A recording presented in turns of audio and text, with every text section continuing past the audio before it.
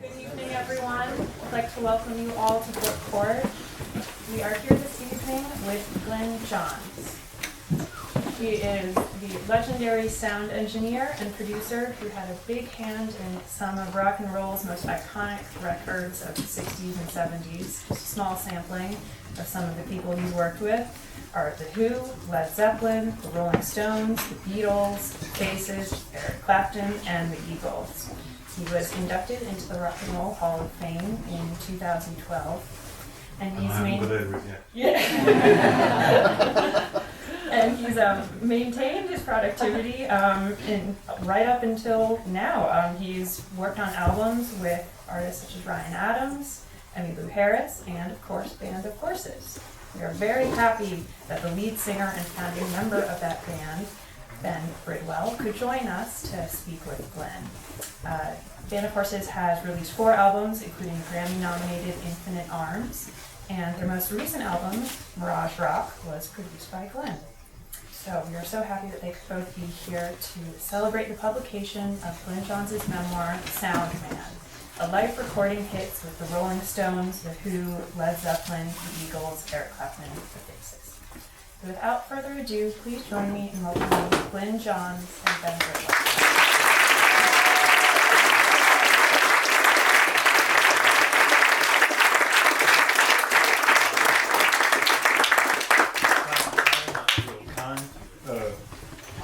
Whatever it was. Right. Introduction, that's the word I was looking for. I should know intro by now. Okay. Good evening. Cool to see you. Right. I invited Ben on, and he very kindly flew all the way up here from Carolina, just for this evening, which is it's a privilege. Thank you.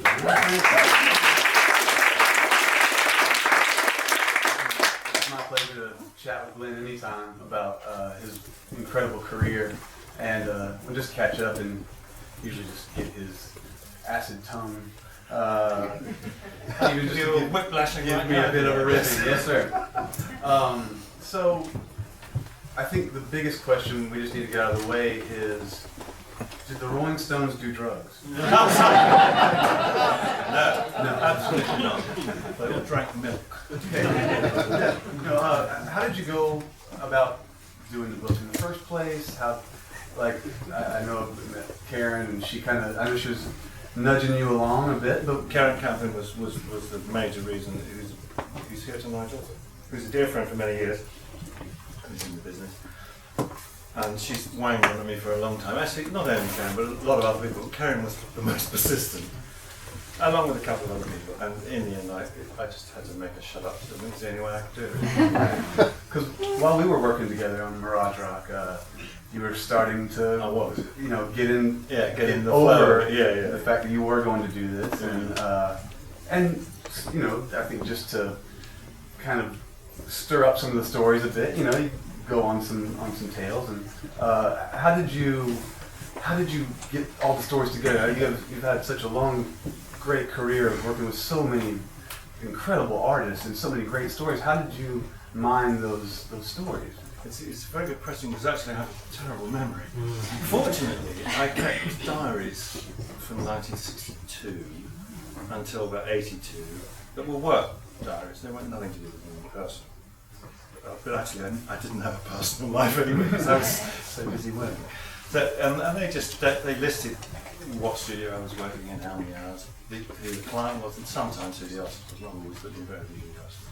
So I kept all these diaries and I got them out of the basement and looked through them and couldn't really understand how I'm still alive really, because I did work really hard.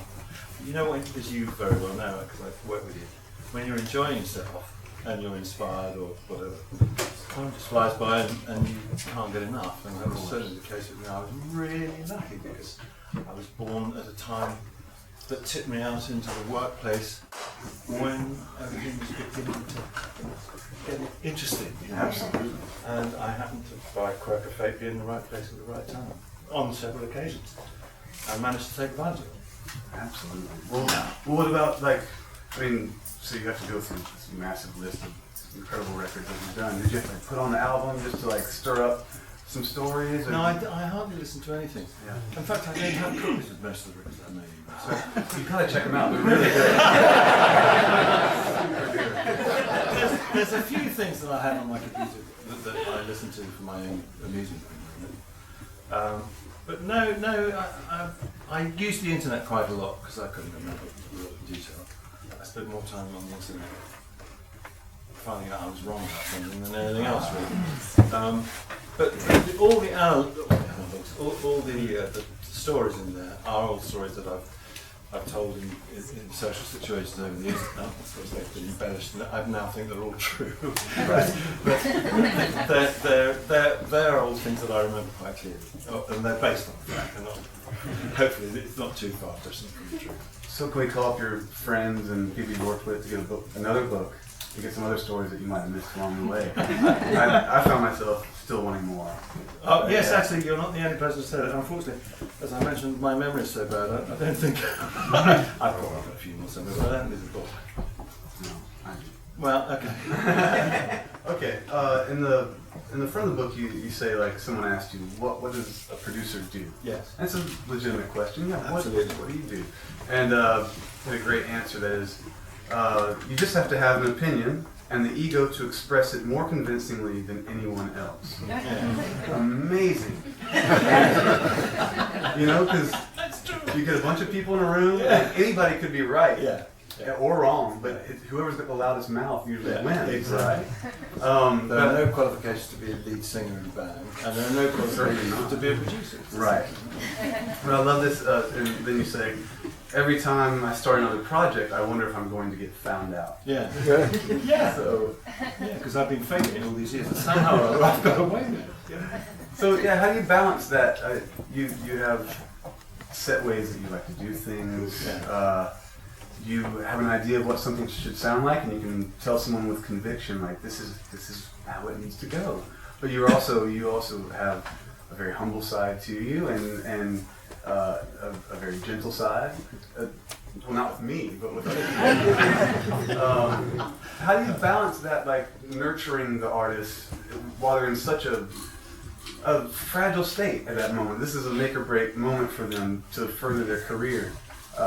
So you have to be nurturing and yet also firm. Yes, it is a very strange position to be in, and no two people, individuals or artists, have precisely the same requirements, and their requirements may change from one hour to the next, never mind about one day or whatever. And I suppose that part of my job is just a matter of experience. It's just normal human behaviour. We all know how to manipulate people. In your family or your relationships, your friends, or whatever it is. Not that some of us are better at it than others, I suppose, but you know what I'm saying. Yes. And it's just an extension of that, really. But in this particular instance, you can't really. You should allow yourself to lose a lot of the time, Right. Because my job is to represent the artist. I'm working for the artist, I'm working for the record company. Who in fact are paying me, and the artist is paying me too, but at the end of the day, my job is to represent the artist. So no matter how strongly I feel about something, I will put the case as strongly as I can, and if I'm not convincing the artist, then I'm out of order, and you're into that. Right. But there are very rare occasions where I haven't given it. It is quite difficult, particularly if you really feel strongly that the artist will benefit from the idea. Right. But equally, at the end of it really doesn't matter. It's most important that the artist, at the end of the day, when the record's finished, is proud of it and believes in what they're doing, because it's their life on the line every time they're in the studio, and they probably won't make another record for at least a year or whatever. For me, I'm on to something else the next day, and of course I want it to be successful, but it isn't quite as important for me as it is for them. Right. Respectfully. Your role as an engineer, and then later as producer, and even asking for a producer credit, but it was time to make that jump to have the title of producer. Yeah. Did you feel like at times when you were just listed as an engineer, did you feel like you were actually doing exactly what a producer does? Oh, yeah. And were due a bit more credit than you. No, interestingly, I never felt frustrated on that one.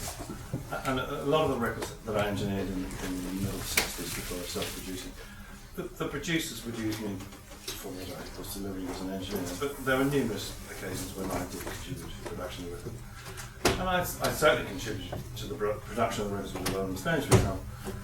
Excuse me. But I was never frustrated by the fact that I wasn't getting credit for it or being paid for it. Right.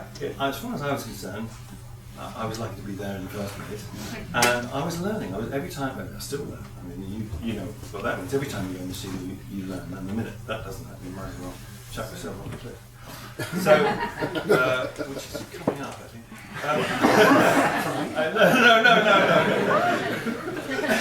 No. Yeah. So, that's something that's. What about the other way around? Like when you are the producer, and a band like you quoted when you did Led Zeppelin, the first album, it was their sound, and I was lucky to be in the room.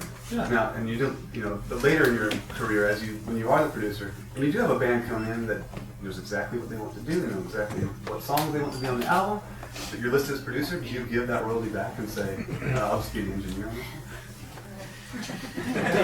I'm seeing just for future, like I'm this is available. a personal experience.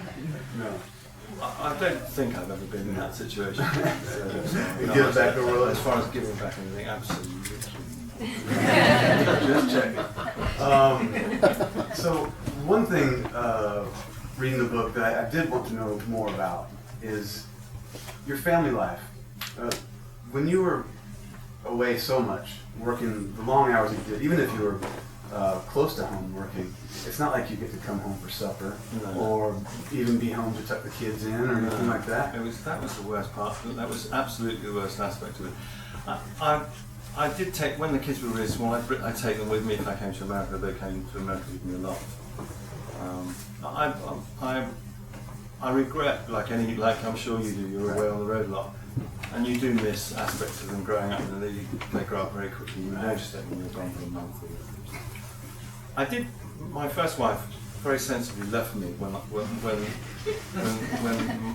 we had two children when they were 4 and 6, and anyway, and she left the children with me, and that got my attention big time. So I stopped working completely initially. It was very traumatic for everybody. And eventually, I did go back to work, but I would take them to school. Right. I'd pick them up from school, I'd take them home, put them to bed, read them a story, get in the car, go to work. Right. And I did that and I told them I'd never not read it. So, well, you have to. And actually, I had a really good balance then. I was very tired because I'd worked till 6 in the morning and go home to get them up to school. But it was great, and obviously I formed a fantastic relationship with those 2 children. And I had a good balance of work and being a dad. Yeah. Book number 2, same. A lot of good stuff in there. One of my favorite things that you produced is the White Mansions album and the Legend of Jesse James, Which is nobody in this room's probably ever heard of. Anybody got White Mansions? Oh, I heard Jesse James. Very cool. Good man. Right. Okay. Sorry. Fantastic stuff. And I learned about that record through a relative. It was one of her favorite albums, the White Mansions. Yeah. And I'd been a fan of Waylon Jennings and Jesse Coulter and these fantastic artists. Had no idea about it. No. And you feel kind of, you're glad that it finally came your way, like any good record that you didn't know about. But you kind of feel cheated in a way. It's like, why does no one else know this? Yeah. You know? And I'm sure, well, you put so much effort and heart into those albums. I can only imagine what it's like if it doesn't make a splash, you know? I suppose over the years I got used to that because there are a few that have got away that I really believed in. Right here. It's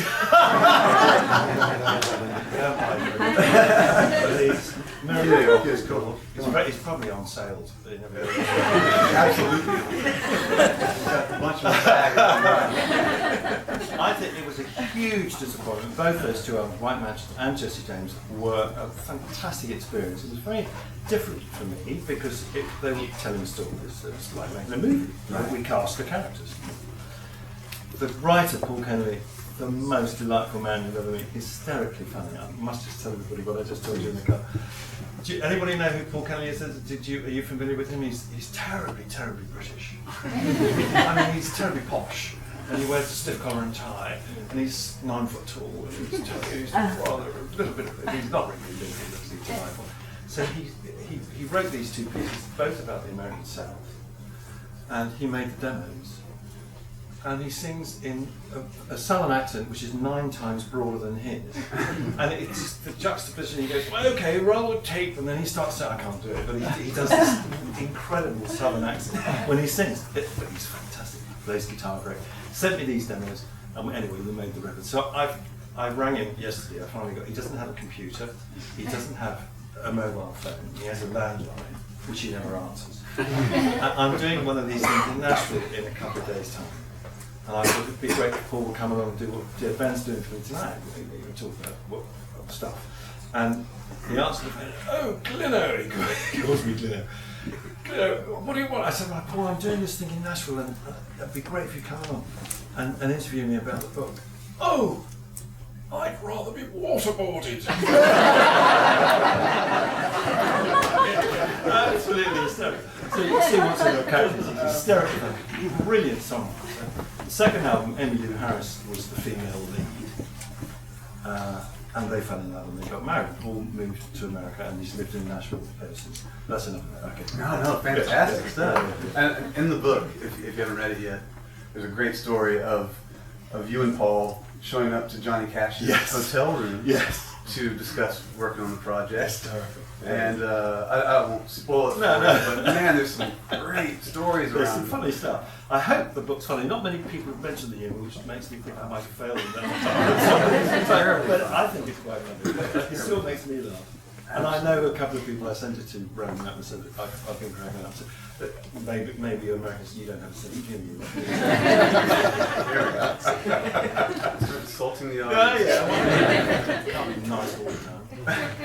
So, in that, and I'm sure you've had cases like that with other albums you worked on. You put so much heart into it, and then it fails to, maybe tear up the charts, or maybe you can even blame bad management or a crappy record label, or someone failed along the way, or just. There's always a massive element of everything falling into place. Once a record leaves your hands, as you very well know as an artist, it's out. There's not a lot you can do. Right. And in my case, it's not really so bad because you had to go out and promote it, and you live it every day, and you interview about it. Honestly, I would get on making the next thing. So and then maybe 6 months later, somebody would say, "Oh, by the way, the so-and-so record is in the charts." Or You didn't have time to sit around and be butthurt about it. No. What does that mean? It's American. Oh, is it American? Oh, it means something different with it. Okay. Well, I don't have a sense of humour in that. Yeah, absolutely. It's. It never bothered me one way or the other. I mean, obviously, one hopes that things do well, particularly for the artists. I was really disappointed with White Mansion and Jesse James. Neither of them made it down. I was flying to LA one day from London, and I was sat next to this guy, American guy, and you don't, when you get on a plane, you read your book, and then the meal comes, and you have to put your book down, and they give you a tray. The guy, the bloke looks. Eventually, you can't be impolite. Well, I can, but maybe he started the conversation. I don't know. But you start to. So we were chatting away, and he asked me what I did last cigar. I'm a producer. He said, "Oh, interesting." He said, "I have to tell you, I've got this album that is just you won't have ever heard of it.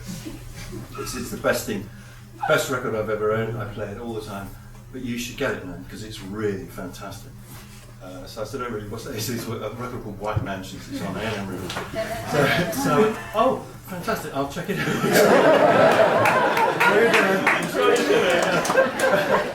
So I thought, well, we've got one sale anyway. Well, how do you feel right now, like with the the quality of recording the music that we're in now. How long have you got?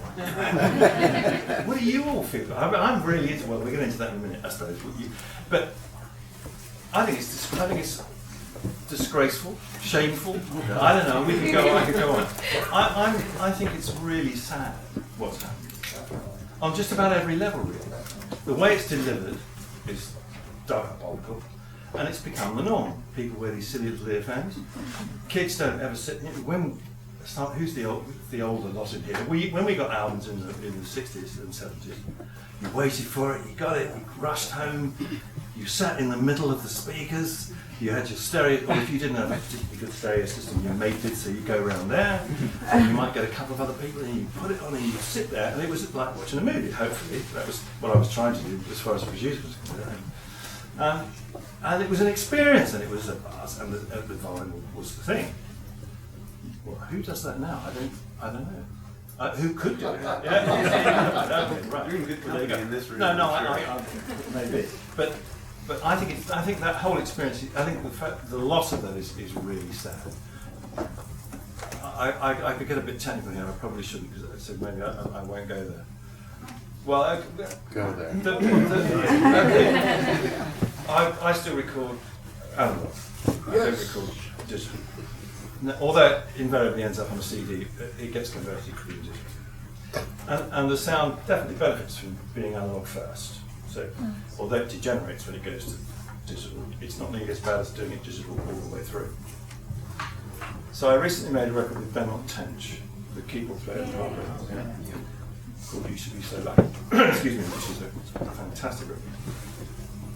The guy that I used to master in America is in Portland, Maine, and Bob Bridwell. And we sent him the tapes, and he's a genius. He knows exactly what I like, and in other words, don't do anything to it, just transfer it. It's got great equipment, and the results are always amazing. So we had to cut a vinyl. We wanted to release a vinyl version of the record, and Bob doesn't have a lathe, unbelievably, so he can't cut records. So it was sent to Benny Grumman, the record company in Capital was. No, it was Blue Note. Sent the digital conversion that Bob Ludwig had done to make the CD. They sent that for Bernie Grumman to cut the vinyl. Well, that just shows you what they know. I mean, ignorant, big shit. I mean, it's mind-boggling. I mean, it's just so the whole object was defeated, obviously, because it sounded pretty awful. Fortunately, Benmont got a copy of what they were doing because he was in LA. I was still in London, and he found out what was going on. Wow! So we managed to send the animal too. But there's such a difference, and there is a bit of a movement now back towards analog, but it's not really big enough. Right. It's really sad. Is there hope? Is there hope? I don't see it. Look, things can't stand still. Technology has to change. Some of it we benefit from, some of it we certainly don't. I'm just hoping and praying that the young today will be party to, and I'm sure they will. I can't believe that will be party to something really cool, just like we were when we were kids. And I can't see why everyone said it was a golden age, it'll never happen again. Well, you can't ever say never. There won't ever be that period of time repeated in what was going on in the world and the influences on everybody socially and just after the war and all that stuff that obviously created what came out of it musically. Something cool happened. I hope so. Yeah. I do worry for the young. I don't care about you. If they don't know any better, also. Well, that's the problem. Yeah. How can you convince them otherwise when they? No, you can't. It's really sad. Nobody ever listens to. They listen to a song. Maybe. Nobody listens to albums anymore. Well, when I say nobody, I mean less people. Right. So, I remember we'd go for like lunch breaks when we were making Mirage Rock together. We'd go to a little cafe next door, and we'd go in there, and I don't think they knew. I mean, they might not. Nobody knows who I am. That's the way I like to keep it. Or if they did, they didn't act any different. They didn't treat us any differently than they would anybody else. And over the speakers, excuse me, you'd hear so many of the songs that Glyn's worked on over the years. you'd hear so many songs that your brother Andy worked on over the years, and your son Ethan. It was almost like John's Family Greatest Hits every time we went in there. So I'm wondering, like, can you even go outside without hearing work that you've done playing all around you? Because I mean, those songs are everywhere you go. I have to say, it is one of the most gratifying things. I'm an old man. To walk into anywhere in the world, pretty much, and then all of a sudden go, oh, I recognise that. I don't always know if it's me or not. I have to figure it out. But it is very gratifying. It's incredibly gratifying. And the other thing, somebody said to me years ago, now it was probably in the late 70s, do you realise that work that you've done is probably in most American homes? And that's pretty weird. But it's an amazing achievement to have achieved, and I'm sort of humbled by it. Oh, yeah, as you should. Yeah. Last night, I was just hanging out with my dad, just talking about the trip or whatever, and my family grew up in Atlanta, Georgia, and listened to a lot of Redding and James Brown and stuff like that. But it was really the British stuff coming back. Taking the influences from America and then bringing it back over to us. Like the Rolling Stones blew my dad's world apart, and it was so funny just talking to him and thinking, like, if it weren't for you and you a lot, so much music that we hold dear and that has like influenced us so greatly. I don't know, if it weren't for you, I don't know what I'd probably be listening to, like a podcast or something. I don't know what I'd be listening to, man. I don't. There's no point of that story except for it was just like one of those moments where you're like, man, thank you. I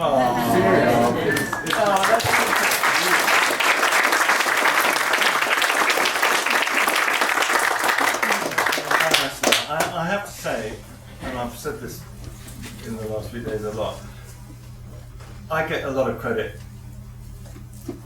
which really isn't due me. Without the artists I was working with, I'd be painting a wall somewhere or digging a ditch or whatever. I was lucky to be there for a lot of it, and very fortunate to work with. Right. But yeah, there's a give and take there, I'm sure, with the artists as well. I mean, I'm sure you get all the time, like, why does You Really Got Me? And like, where did that guitar sound come from? You get those questions all the time. What's with the drum technique stuff? And that stuff's so annoying. It's people want to know. But I've been asked the same question about 900 times in the last few days. So will that be the next book? At least just knock that out. All those questions you never have to answer. I had enough trouble doing however many words I was asked to do for this one. Well, okay. What's next for you? Some sleep would be, and a large glass of. I haven't quite decided quite what might be gin and best when I get home. I'm not drinking this week because I don't think I would have survived it otherwise. Are you working on anything currently? No. There's a couple of things brewing. One particularly really cool thing, which unfortunately I'm not at liberty to discuss because, well, I know it's a drag, but it's very exciting for me, and I can't talk about it because I'm not at liberty to do so yet. So I've been asked not to, so I won't. But it's very cool for me, and I can't wait. I can't wait to get back in the studio. I haven't done anything for a few months, because I've been working on the book. So that's exciting enough for us. I'd like to get back where I belong, because I'm a fish out of water writing. I didn't know what the hell I was doing. I hope you don't even think that when you read it. But I do hope you enjoy it. You're all going to buy it, of course. At least 4 or 5 copies for stocking stuff. Yeah. Right. You done? That's all I got for you. Thank you, Glyn.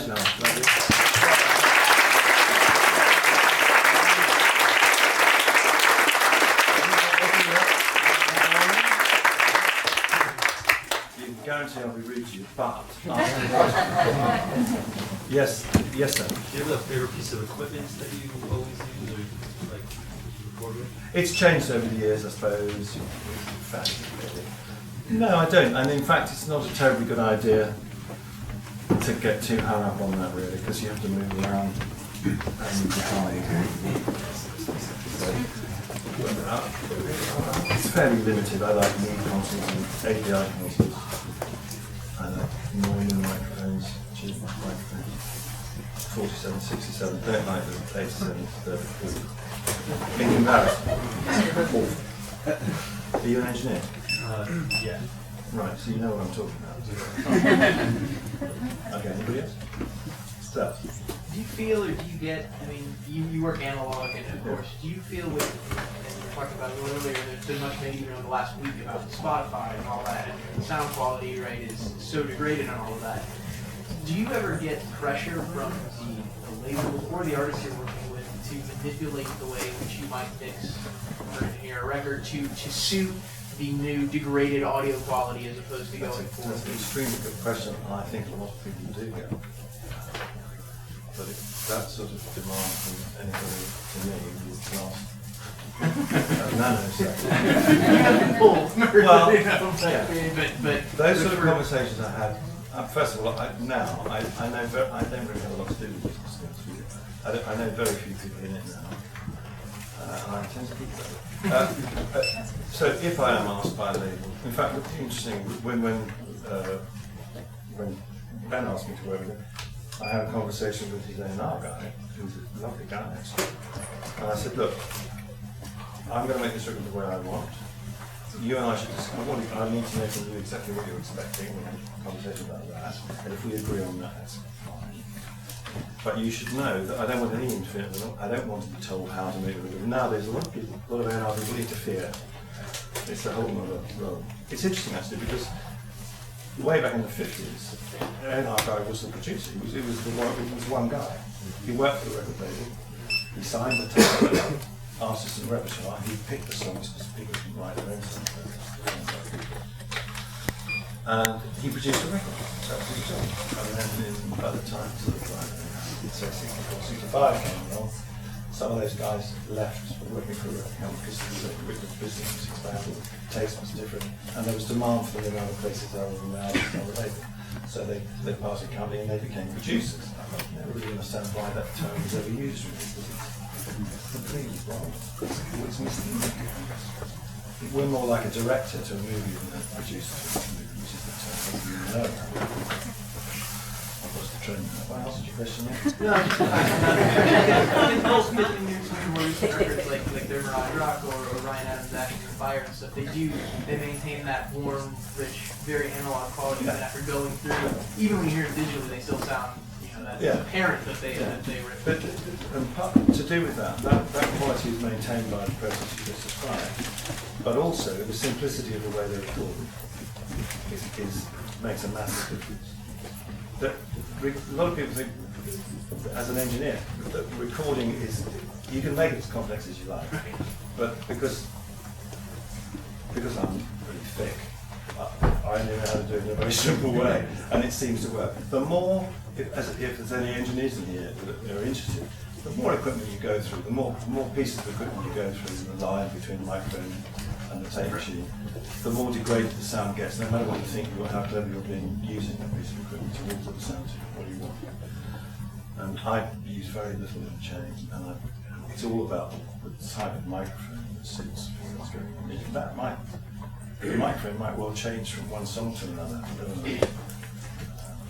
depending on the weather influences things. I mean, literally, you laugh, but the humidity of the room alters the sound tremendously. Years and years ago, I had this idea that all recording studios should actually have some sort of humidifier that created a cloud in the room, essentially, for recording, particularly when you've got a big orchestra and a loud drummer. It's really hell. But I don't think it would have gone down very well. It also would have made everything go out of tune.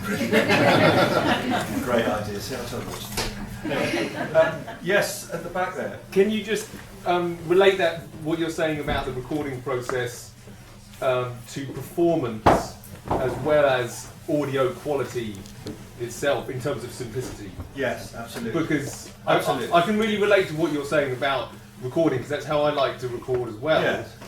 But I think there's also something in the performance which comes through you're completely correct. when you track it. What's the difference versus doing it in Pro Tools in little bits? It's a massive difference. This is quite a lengthy topic, but the shortest answer I can give you is the following. I like to record with as many musicians in the room at once, playing live, with the singer. And I think the best records I've ever made, or some of the best records I've ever made have been done that way. It's not always possible. Very often, if it's a band, and the lead vocalist plays the guitar, let's say, he wants to concentrate on his guitar part while he's playing. So you do that live. But the ideal way is to do that, and the reason for that is you create something with everybody having an influence on everyone else while it's going there. And the minute you overdub something, whatever's been recorded already has an influence on the person who's being overdubbed. But the person who's overdubbing, whatever, it could be a lead guitar or whatever, has absolutely no influence on the musicians that have already been recorded. So therefore, that whole magic thing that happens when a group of people playing anything play together, the emotive content of that, the movement, the whatever, doesn't exist. So there's a huge difference. So that's why all the records that have been made in the last 30 years or 25 years, or most of them, they're clinical. They're clinicized anyway. They're clinicized by the technical process, and they're also clinicized by the literal process of the physical process of what's going on.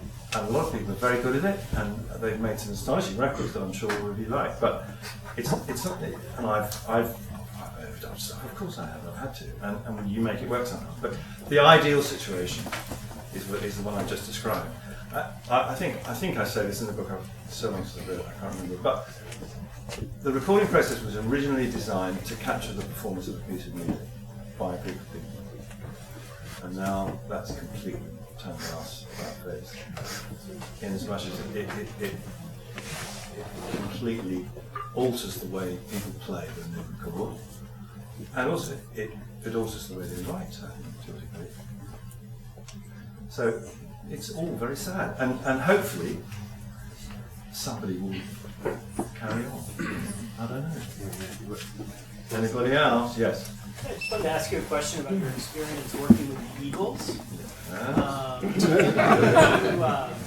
You produced their debut album, which was in 1972, and then they became so hugely successful and popular over the course of the next year, and then you went right back into the studio with them for their follow-up. I was just curious if you could sort of describe the changes that you felt working with that group of musicians from when nobody knew who they were to now they were one of the hugest bands in the world, and what your experience was. I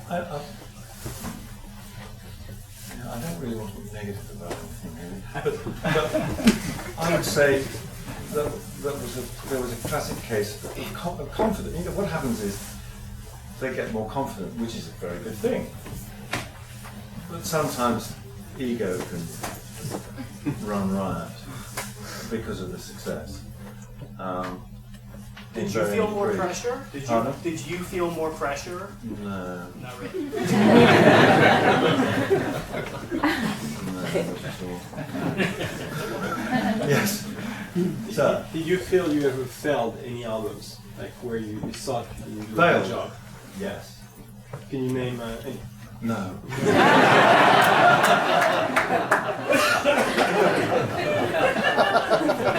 Perfect answer. There's a very fine line. We kind of touched on it earlier on. There's a very, very fine line between doing your job and helping, and buggering it up, and overriding everybody, and having your own way. It ends up being more your record than theirs, and you think you're doing the right thing, and you sort of lose sight of what you're in there for because you get excited over it. And that's, I can think of one example of that, which actually was an album I made with Boz Skaggs, who's a dear friend, and the most lovely man, and an astonishing musician. And I think I overstepped the mark with that. Unfortunately, I did recognise it as it was going on, and hopefully I stopped soon enough. But it was a good lesson to learn. Anyone? Yes, sir. Two quick questions. Two? Yes, I'll make it real quick. Okay. Forgive my faulty memory as well. Did you work with Jimmy Miller when you were doing the Stone stuff? Absolutely. Because I always thought he was a brilliant producer, and then after he worked with the Stones, he kind of faded away. Yeah. He just seemed to have I mean, what happened to him? Do you know essentially what happened to him? Did I hear that? Very sad. Very sad. He was a lovely man. He was a really, really good guy. And I enjoyed his company. We spent many hours in the studio. And he was a very good producer. He did great work in Traffic before the Stone. Mm-hmm. Yeah, sure, one of my favorites. The story there is quite funny. Andrew Oldham disappeared off into the ether. We went in to do Satanic Majesty's Request, which was the most awful disaster. I'm so ashamed of that. And so it was the first time I worked with them without a so-called producer being with them. And so Nick and Keith were producers. They'd never ever accepted me as a producer. I mean, I was quite successful as a producer back then. But I was their engineer. So anyway, we did Satanic Maid. It was hell. It was awful. I've forgotten what the hell the point of the story was. What were we talking about? Jimmy Miller. So, oh yeah, that's right. So we did that, and it was what it was. So, come to make the next record, and Mick and I had the fact conversation. He said, I'm going to just to let you know, I'm going to bring an American in over to produce us. Oh God! I'm not allowing that to happen. That'll be. I'm bugged if I'm going to put up with that. I don't want some yank coming over here, being cocky box. So I said, oh, okay, fine. Put the phone up. How the hell am I going to get out of this? Well, I'd heard about Jimmy Miller because he'd been working in the next room to me at Liberty doing the Traffic album, and I'd met him, in the hall, and he seemed like a really cool guy. So I get back on the phone to Nick, like, listen. You don't need to bring anybody over. There's a guy here already. He's American, so he fits the bill. And he's really good. He's a lovely guy, and he's just made his record with Steve. And he'd be brilliant. I bet he'd be brilliant. So he gets the job, right? So what does he do? He gets the job, and I'm fired. I mean, I'm the first thing to go. And he brought Eddie Kramer in, who lasted 3 or 4 days. I don't know. It wasn't really long. Unfortunately, the guys in the band said, excuse me, we'd like me to come. But he never knew till the day he died that it was me that got him the job. Which is fine, he didn't need to. But it was interesting, I got the heave as a result. Somebody in the front just said, oh, yes, sir, I'll get you to use next I want to ask you about how was making the first Steve Miller Band album, Children of the Future. It was pretty strange. It was really weird. They were really weird. I got a call from a guy, the manager guys on Harvey Court's band. It's all in the book. Actually, read the book. An abbreviation. It's really, the story's much better. So get it. It was. They arrived. He just got his record deal. A couple of paid him more money than they ever paid anybody. So that was the story, really. They come over on a QE2, the whole band was weird. And they arrived and they were the most dishevelled bunch of hippies you've ever seen in your life. I thought, oh, this could be a big mistake. I was just engineering, I got a call and I was asked to engineer this record with a blues band. Oh, okay. So we go in, and they're a great bunch of guys. They turn out to be really lovely guys, so we all go on well. And Steve's producing. And he just experimented for about a month. We didn't get anything, nothing. They were having a great time. But anyway, after that period of time, I said to him, I'm not doing this anymore. I'm quitting tonight. But thanks ever so much. I wish I'd have enjoyed myself, but I didn't. And there's nothing going on. We're never going to get. We've got 2 more weeks. We'll never make the record. So I'm out of here. And he said, well, what's wrong? I said, well, there's no producer. It's like a headless chicken, this whole thing. And he said, well, will you produce it? So I said, oh yeah, sure. So we actually made that record in 2 weeks. and it was great. They were all lovely. All they needed was just a bit of pointing and a bit of discipline. And it was good fun. It was really great fun. It was fast text too. Yeah, great guitar. And a lovely man. Great singer. Yeah, very cool. Very nice. Good band. It was good fun. I made 5 albums with him, yeah. And my brother made a record with him. My brother died last year on Saturday. Just before he died, he made a record with Steve Miller. And he called me up and he said, Steve Miller told me that he fired you. He said he fired me because I rented a piano in San Francisco when we were making whatever the last record was. And I got Nicky Hopkins to come over and play on the record. And I rented a piano, and apparently it had been sitting around in the studio for a couple of days after the sessions, and they charged it for it. Which I also don't think is true either, because I'm a mean bugger and I keep my eye on the pennies being spent. But apparently, according to Steve Miller now, all these years later, I was fired. Because it cost him some money for a bloody piano.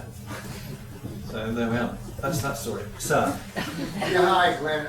What's your opinion on some of the artists that were popular in England before the Stones and the Beatles and how they were recorded, like Johnny Kidd, Vince Taylor, and I know you talked about Joe Meek, you worked with Lord Such, and I think with this group, Shane Fenton and the Fentones, Alan Starless died recently. Just want to get your opinion. Alan died 3 weeks ago, didn't he? Yeah. 2 weeks ago, yeah. And how they were recorded. Do you think there's like anything interesting about the way some of those groups were recorded? Nothing interesting until really boring. Next, anybody else? Keith Moon. What was he like? Was the You know what he was like. It's all been talked about, written about. He was lovely, and he was a total pain in the ass. I mean, he was everything. Yeah. Extraordinarily expressed. I don't know. I can't think of the right adjectives for 10 minutes. He was interesting. A challenge. Yeah. Yeah. But you know, I like a bit of a challenge. We all do. Yes, sir. My question goes to the perception when you first started with those heavy rock groups. By the way, I was a concert promoter all through the 60s up until 85, and I sold out and I became a lawyer. But I worked with many of the managers, Chris Stamp, and all the guys you interfaced with. Yeah. I'm wondering, when you were doing these records, Led Zeppelin, etc., did you know you were creating like a new genre, this heavy, this metal? Or was it just another section? I think you'd have had to be a raving idiot if you didn't know, yeah. Because you a lot of the stuff, it had the same effect on me as it did on you when you heard it first time. And I had to be there, so it was sort of multiplied by 10. Of course I knew. Yeah, there were numerous occasions during the many years I've been doing this where it's been very obvious that you start with All Day and All the Night with the Kings. Hello, you know, who'd heard anything like that before? And the things that you can talk about. Led Zeppelin is probably the most classic example. But even the Eagles, you know, the first Eagles album was a marker actually. It sort of cross-pollinated. I don't think they're not right wrong. They think they are. They're not. Absolutely not. But they cross-pollinated country and rock. Interestingly, I think. And, yeah. Anyone else? Yes. Maybe a few more. Oh, you would like me to bugger off? What? Just a few more questions. One more. Yes. Do you have any favorite particular studios around the world that I you've certainly worked in, do.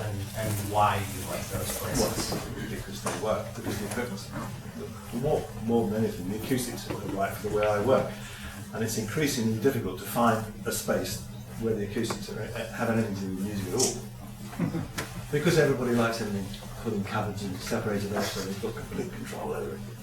And I'm the complete reverse. I set up in the studio like a band would on stage, pretty much. I mean, I put screens between them, but it's open. And everyone has to have eyesight. It's really important. They can communicate with each other, not necessarily through a microphone and all, but they can talk to each other like we are now. Terribly important. So that's why I do it. Well, thank you so much for coming. It's really good.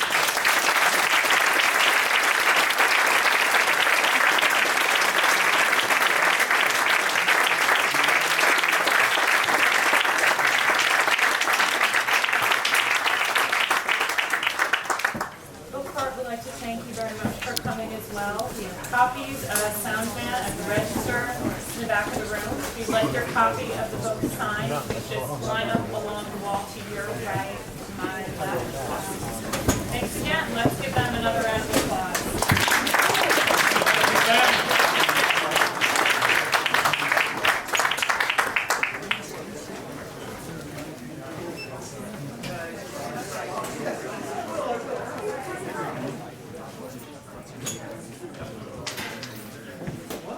Keep going. Yeah.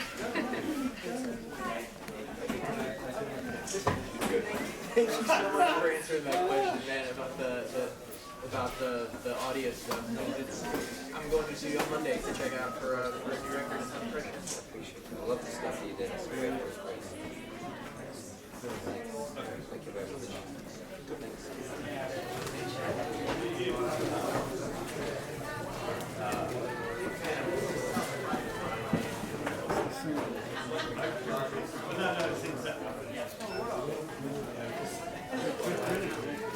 He's a music appreciator and photographer, video artist.